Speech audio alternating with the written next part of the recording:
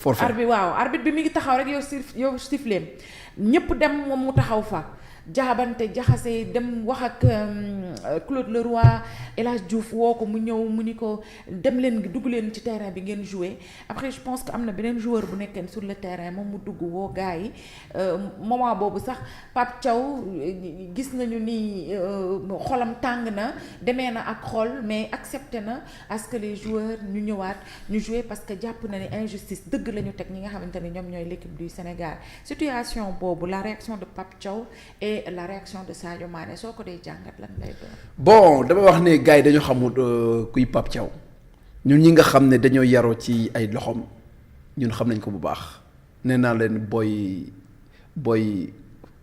biscuiterie la. booy ñaartali la. joué na nawetaan xam na naka la ñuy déstabiliser adversaire xam na naka la ñuy réceptionner yenni dégâts yi ci football. Pape Thiaw lu mu def. su ko defu doon arbitre bi def doon continuer di def ay pratiques am yu bon gis nga bi ñu jëlee décision boobu noonu bañ dellu si waat arbitrage bi c'était tout à fait normal li mu def c'était compréhensible Fatima et puis duma ci incriminer Pape Thiaw parce que man bokk naa ci njëkk a bind loolu ne gëni leen quitter les vestiaires parce que c'était la seule stratégie pour montrer à la face du monde pour démontrer à la face du monde la tortuosité éhontée de l'arbitre central. Et que la seule manière de pouvoir le justifier, c'était de demander à tous les joueurs de sortir du terrain pour que ñun xamoon nañ ne naturellement Sadio Mané il n'allait jamais quitter le terrain. ñun xamoon nañ ko moom xamoon na ko mais fallait que ñu def ko c'était pour corriger le mal et le mal se corrige par le mal.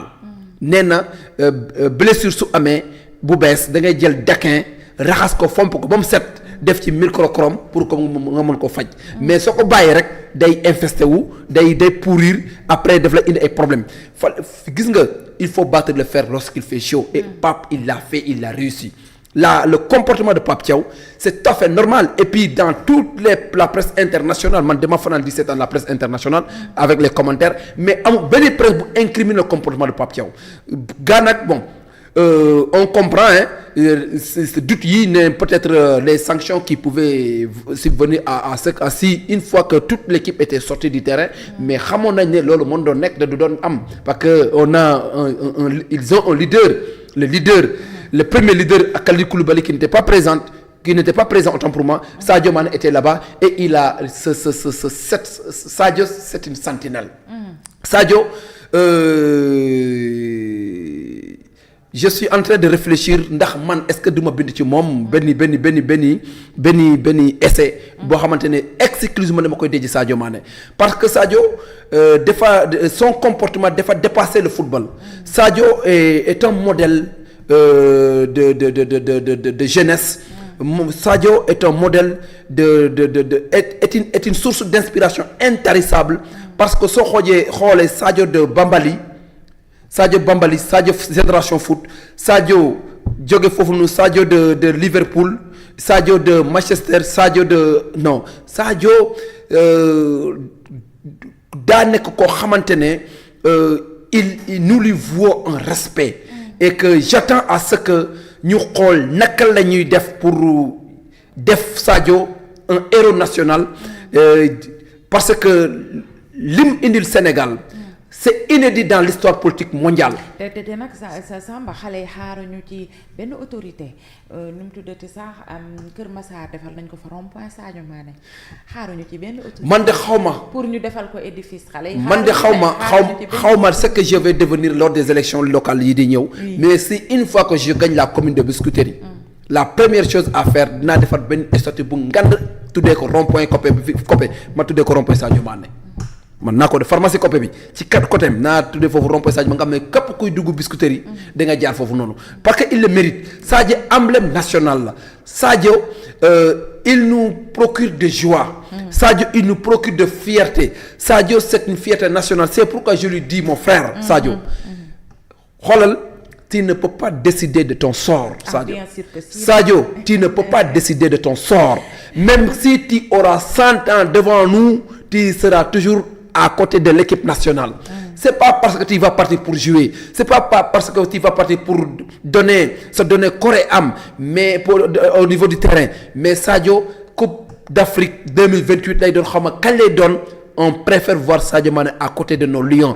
Même fekkee ne 5 minutes ngay dugg ci terrain bi nga dem liggéey ñu xam ne véritablement tu t'es donné à fond. Retraite xam nañ. S'il fait ça, il va récolter des critiques. Non. Il veut une sortie Nous connaissons honorable. le Sénégal. Il veut une sortie honorable man jikkoy sénégalais xam naa. ñun xam nañ Sénégal Fatima sénégalais xam naa leen nag. xam nañ Sénégal. génn bii moo baax si moom sortie honorable bii moo baax si moom Sadio il mérite maintenant des honneurs on attend peut-être la Coupe du Monde mu accompagner les jeunes après c'est bon il n'a plus rien à prouver. Sadio il est encore jeune. Il n'a rien à prouver. Sadio il est encore très jeune. Il est jeune mais il n'a plus rien à prouver. Où est Cristiano Ronaldo ana Ronaldo mais Ronaldo mu ngi fi am na plus de 40 ans te pourtant il continue à carboter à jalonner donc Sadio ba continuer à jalonner man le Sénégalais je le comprends Sénégal soo defee benn erreur rek ñoom après ils commencent les critiques ils avaient même commencé à dire que màgget na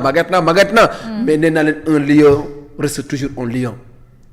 Un lion reste toujours un lion. Meilleur joueur de la CAN. Meilleur joueur de la CAN, meilleur joueur du Sénégal, meilleur joueur de l'Afrique. Et puis lim réussir dans l'histoire politique mondiale ñu ko réussir bariwul. Deux successivement nga remporté 2 coupes demal coupe d'Europe. Ban joueur moo fa toog remporté 2 coupes d'Europe. fekkee ne am na bariwul. xool demal Ligue des champions. ban joueur moo cumulativement 2 champions Ligue des champions nga gagné la finale.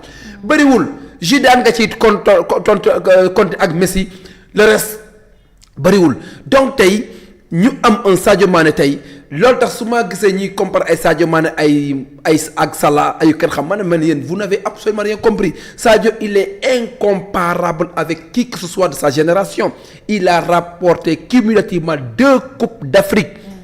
N'importe où pas laquelle ou le Sadio. Ouais mais il continue de jouer mooy Messi ak kii mais ci seeni club quand même parce que nu mu tudd Messi il peut participer à la Coupe du Monde. La dernière Coupe du Monde on va dire la dernière. La dernière oui. Voilà. Parce qu'il est vieux. Mais après il passe à autre chose donc est-ce que loolu mënuñu ko nangul Sadio aussi. Mais Sadio il n'a que 35 ans. Non mais je ne veux pas que ñu ni. Non 35 ans dëggal 35 ans tey 2026. mais Samba 2026 nit moo xam boppam. 2026. 30 nit moo xam boppam. 2026 4 ans ce sera en 2029. 2029. donc tey non 2030 donc tey 2028 su amee CAN mais comment dire Sadio il peut bel et bien jouer.